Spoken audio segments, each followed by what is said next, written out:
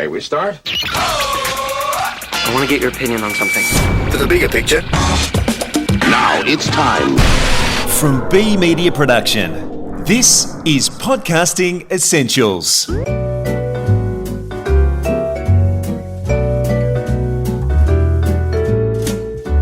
Hi, and welcome to episode 6 of season 3. I'm Nick Schildberger, Managing Director of B Media Production. This episode, James Cridland, editor of the daily Pod News, joins us to discuss the past, present and future of podcasting. But first, I'd like to welcome my co-host, Chris Ashmore. G'day, Nick. Look, it's been a great start to the year this year for B Media Production. We're absolutely flat out. So many more companies and organisations are looking to understand their own audio strategy and even start to create their own podcast. And, we've been privileged that they've turned to us to help them do it. If only there were a few more hours in the day to produce all this wonderful audio. More hours or more people to bring along to help us. But look, of course, we don't want it to sound like an advertorial, but the fact is the interest in podcasting in Australia, it's being driven by people in the companies, not necessarily the people at the top, but from those within that are listening to podcasts and they understand the engagement that they get from it. And I think that's pushing those that are in positions of authority to seriously look at doing it themselves. And, they're looking at us to help them with it, which is great. Yeah, well, it's the podcast listeners doing our job to educate their bosses on the power of podcasting. That's right. I would hope that they've been listening to Podcasting Essentials, of course, but, I'm sure most of them have. And definitely watch this space over the coming weeks as we'll announce some of the shows we're producing right now, which will be exciting. But on with the show.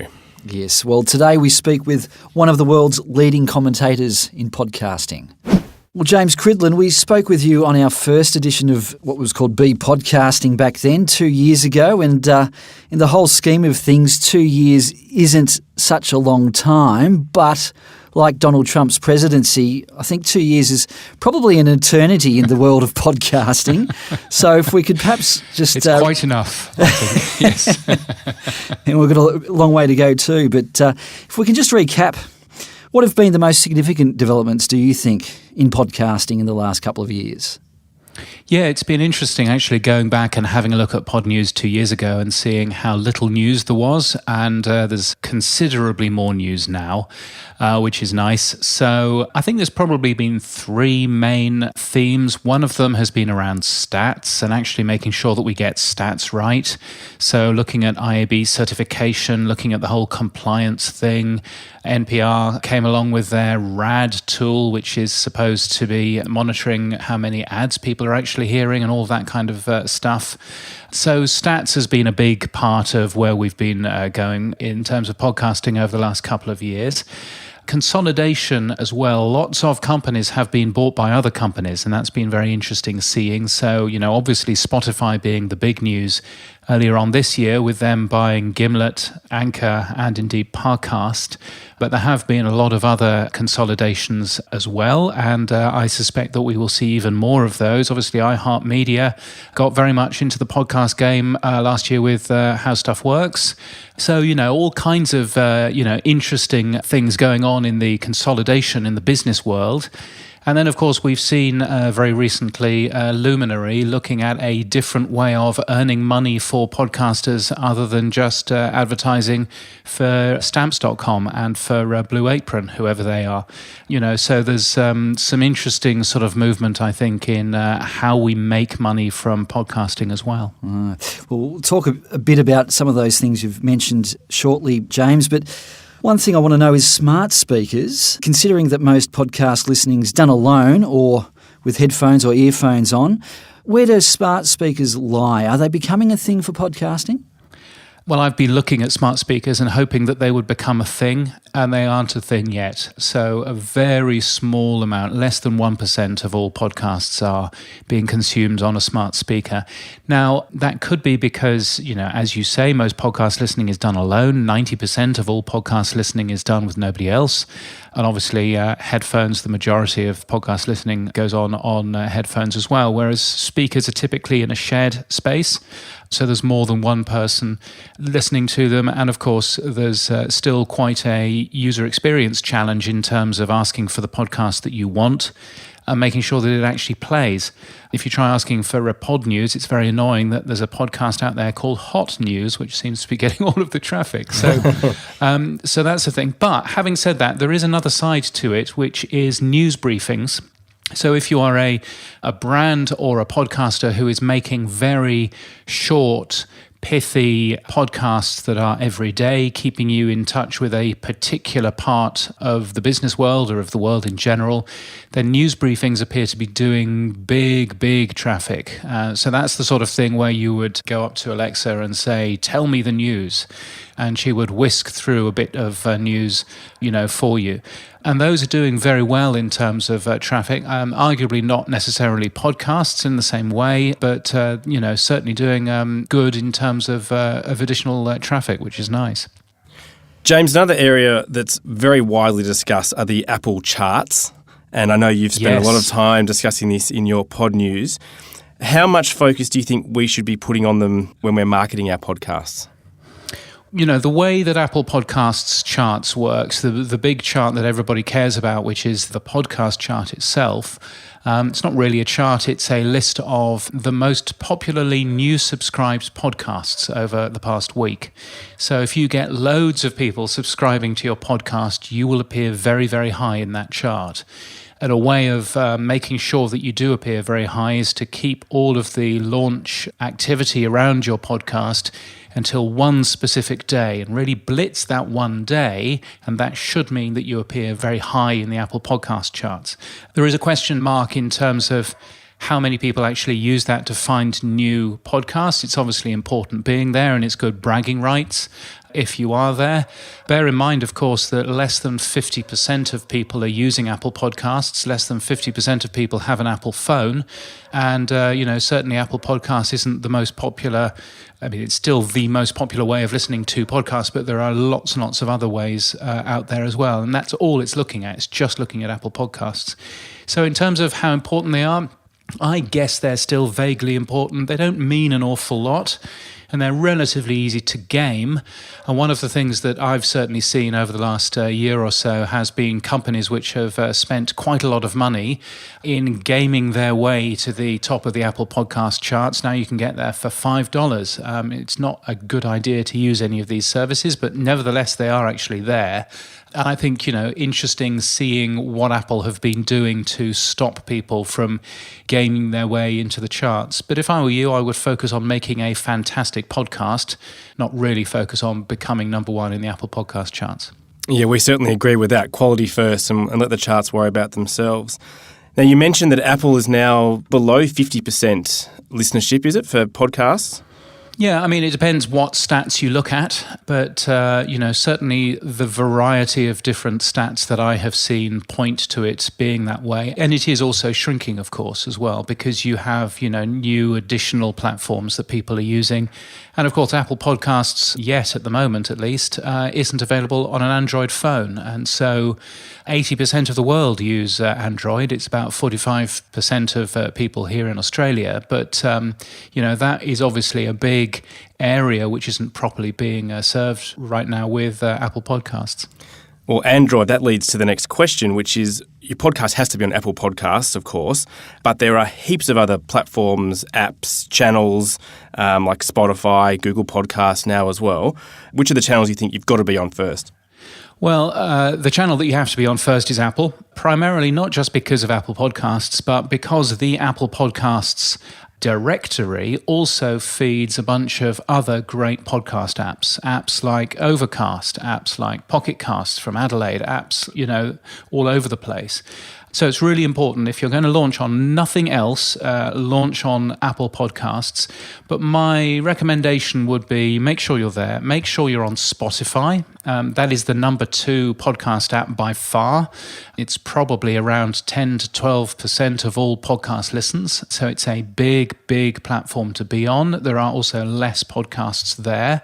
Less than 300,000 podcasts are in that directory in comparison to 700,000 in Apple. So you stand a better chance of being found on Spotify as well.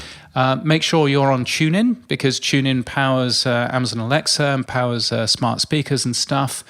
And then finally, make sure you're on Google Podcasts. Now, you don't really have to do anything in order to make sure that you're on Google Podcasts other than just basically check that you're there. But that should become more and more important as we move forward. Certainly, it powers things like the Google Assistant and Google Home speakers, but also, obviously, the Google Podcast app as well. What are your views on SoundCloud? It was around in the early days of podcasting, and it seems to be where some people start. Do you have a view on being on SoundCloud? Yeah. I mean, it's not a podcast host, it's an audio host. The stats that it gives you are garbage, but, it's free and it's a good way to actually start. I would question whether, given that SoundCloud has been ready to throw in the towel and, say that they're going to be bankrupt any minute, I would question as to whether it's a good plan to put all of your carefully constructed audio onto SoundCloud. To be honest, there are other, free platforms that you can be on. Whooshka, you can be on Anchor, of course. But, as a hosting platform, it's okay if you really can't afford anything better, I guess. What do you mean by the stats are no good? Well, the stats aren't IAB compliant, so the stats aren't counting the same things as everybody else's. So if you were to compare the stats that you get from SoundCloud with any stats you might get from something like PodTrack or from Blueberry or from, Omni Studio or whatever, you would see that the SoundCloud stats are significantly higher. That's not because SoundCloud are better at counting, it's because SoundCloud is actually worse at filtering out some of the stuff that really aren't real listens and real podcast downloads. So if you're selling off that, then you have a real issue in terms of the numbers that you're actually going to advertisers with, because those numbers don't really tell the truth in terms of where you are. But, having said that, a lot of very popular podcasts are using SoundCloud. It is free. It's a host that many people have used. And while SoundCloud has been going bust, every year that I can remember ever since launch, it seems to be still here. And one would assume that it will continue to be here for quite some time to come, I guess. Mm-hmm. Well, moving along to Spotify, and it's you've mentioned the company's name a couple of times now, particularly with consolidation. It's seems to have a lot of cash. It's buying a lot of companies with a younger listening demographic. How significant do you think is Spotify, and will it dominate the way we listen to podcasts?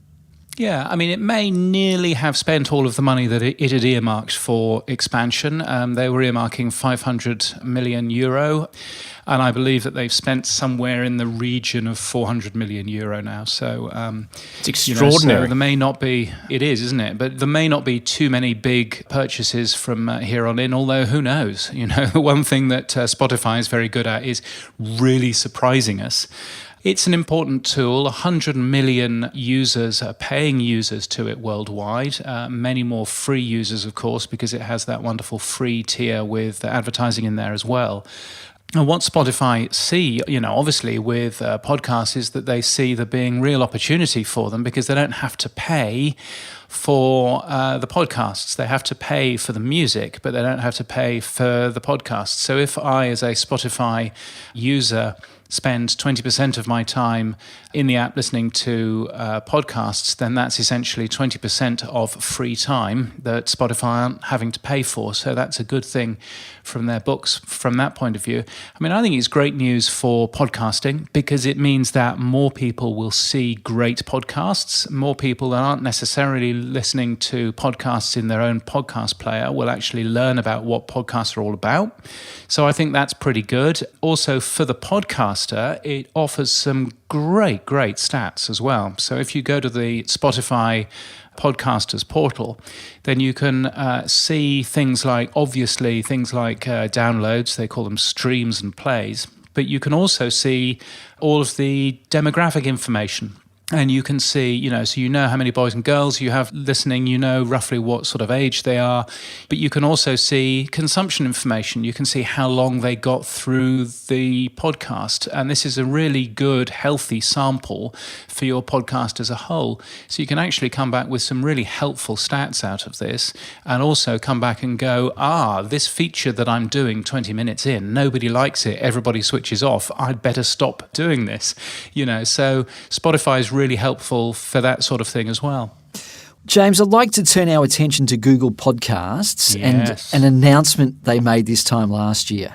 I saw Zach Renaud-Woodine, who's the product manager and the founder of Google Podcasts, and he was saying that they were going to double the number of podcast listeners worldwide. And, at some point he's going to have to start because there's not an awful lot of movement yet. I mean, I have to say, Google Podcasts is a very interesting, different way of running a podcast directory. So the way that it works is essentially it goes off, it spiders the internet, and it finds podcasts and it adds them to its directory. So you can't add yourself. Google will come along and find your podcast. So as a result, it's got a pretty good podcast directory of individual shows which are there.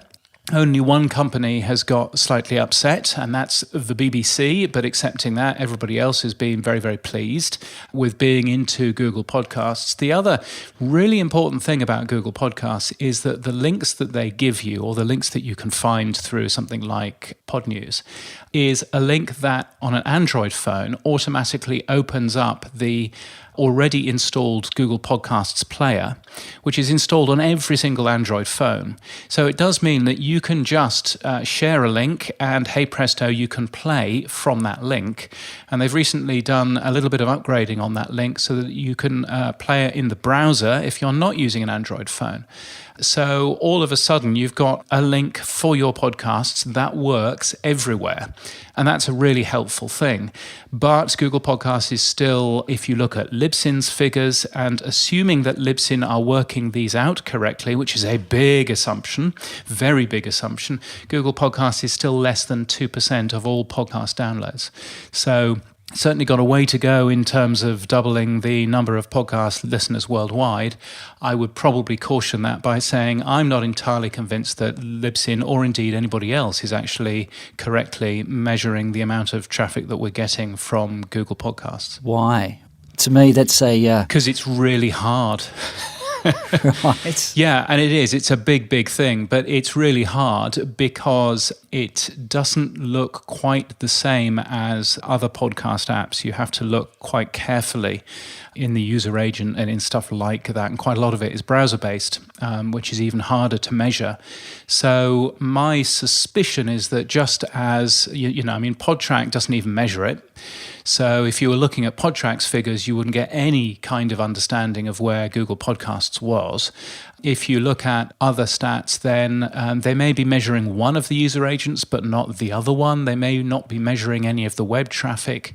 There is a significant amount of complication to measure Google Podcasts in particular.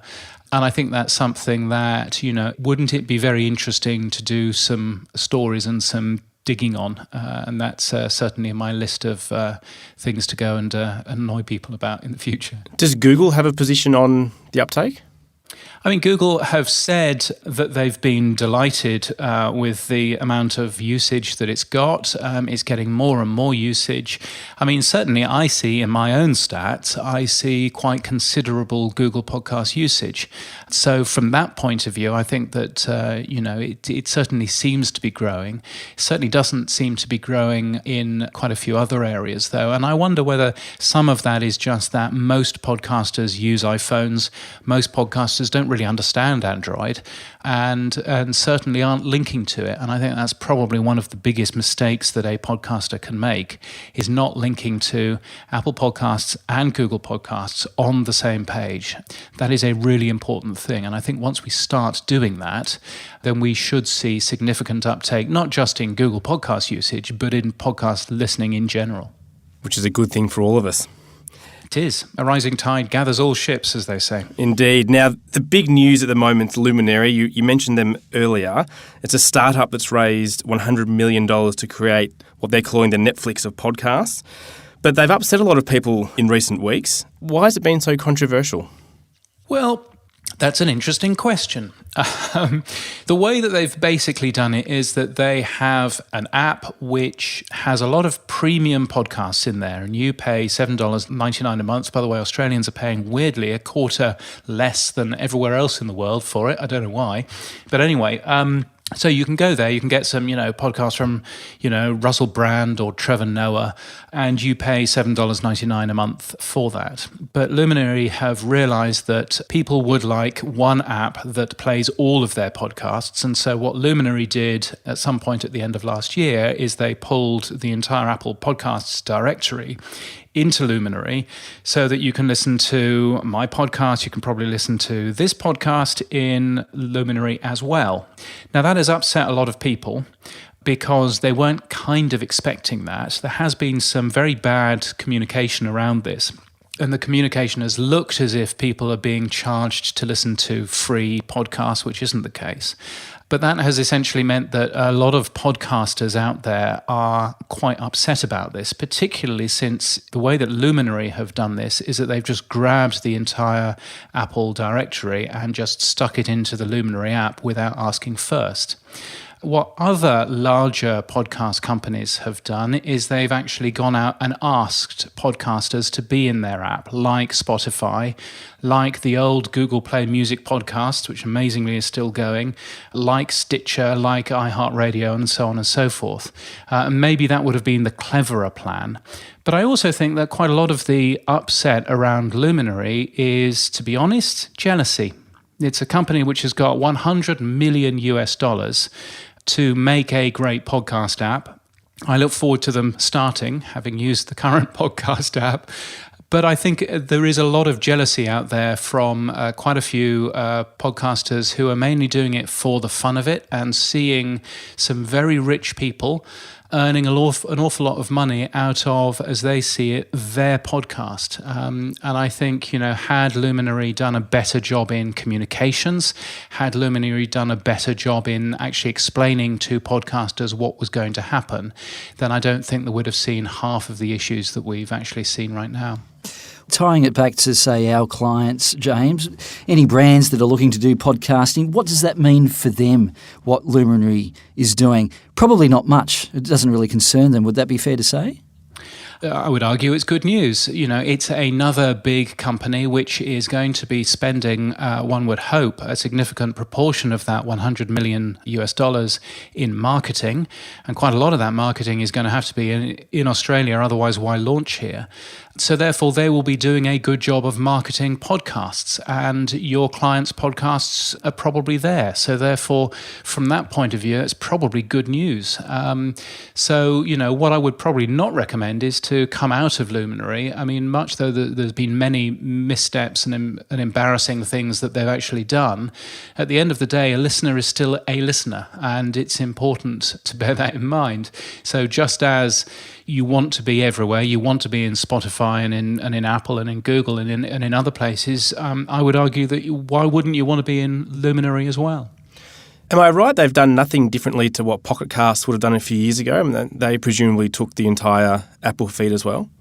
Yeah, I mean, they've done nothing. I mean, they did a few stupid technical things. When they launched, they had a proxy that sat between your audio host and the listener, which essentially anonymized everybody, which was a bad thing, but they've stopped doing that. So they've done some stupid things. But as you say, pretty well, they've done exactly the same as Pocket Casts have, and Pocket Casts charges for their app as well. It's a one-off fee. They've done the same as, Podcast Addict have done, who have advertising in their app. They've done the same as loads of other apps.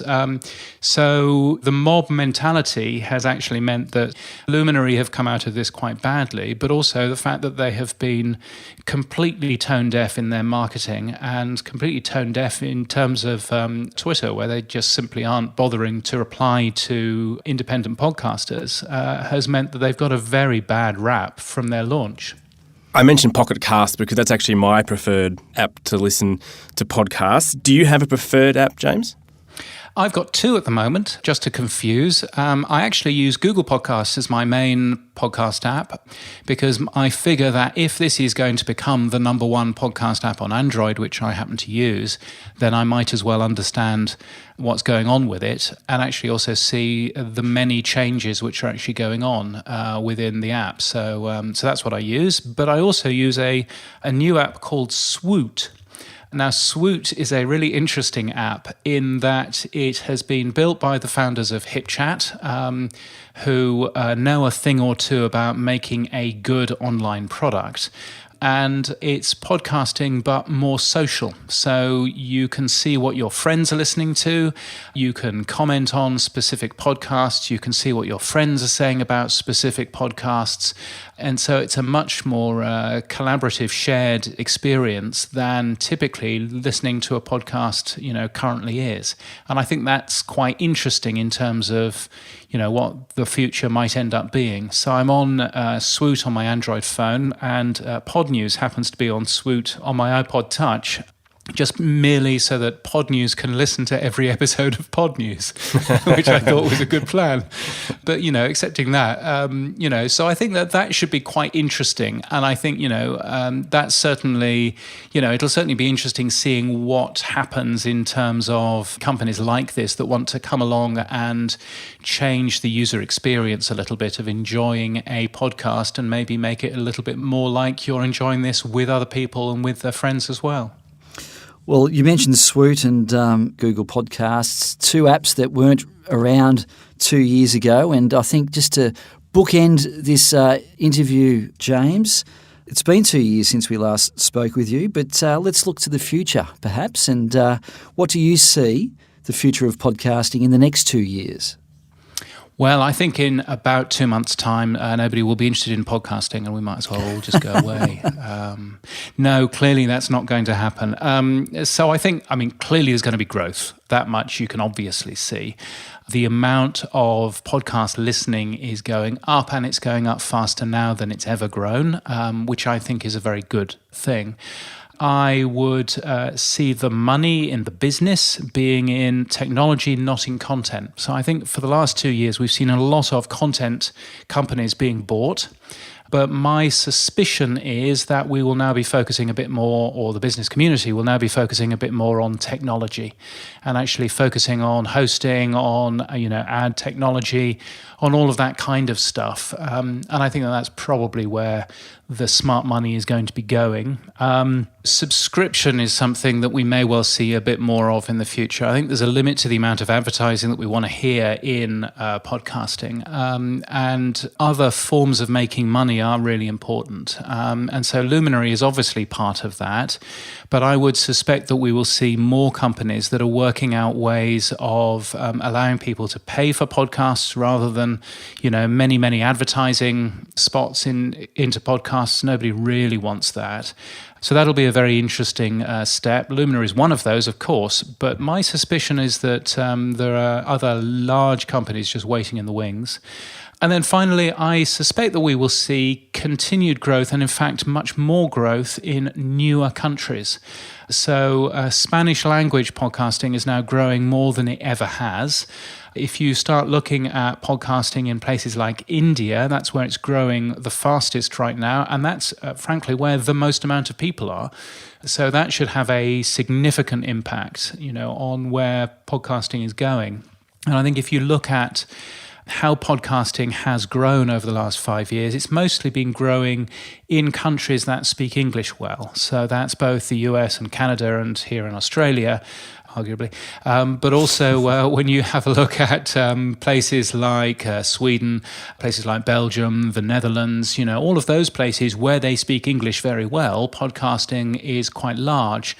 Once you start looking at places like France, Germany, where they speak much less English typically, then you can see that podcasting still has a way to go. And so my suspicion is that we will see more podcasts that aren't in the English language, and that will be a significant growth point over the next couple of years, I hope. Well, James Cridland, thank you so much for your insights. Always welcome to be on the program, and it's been a pleasure, and good luck with Pod News. Well, thank you very much. It's been nice to be on after 2 years. Let's try and make sure that it's not another 2 years before we're on again. Thanks very much, James. Thank you so much. And that's it for another episode of Podcasting Essentials. For more about us and how we can help you use audio content to build engagement, go to be.com.au. From all of us at B Media Production, thanks so much for listening.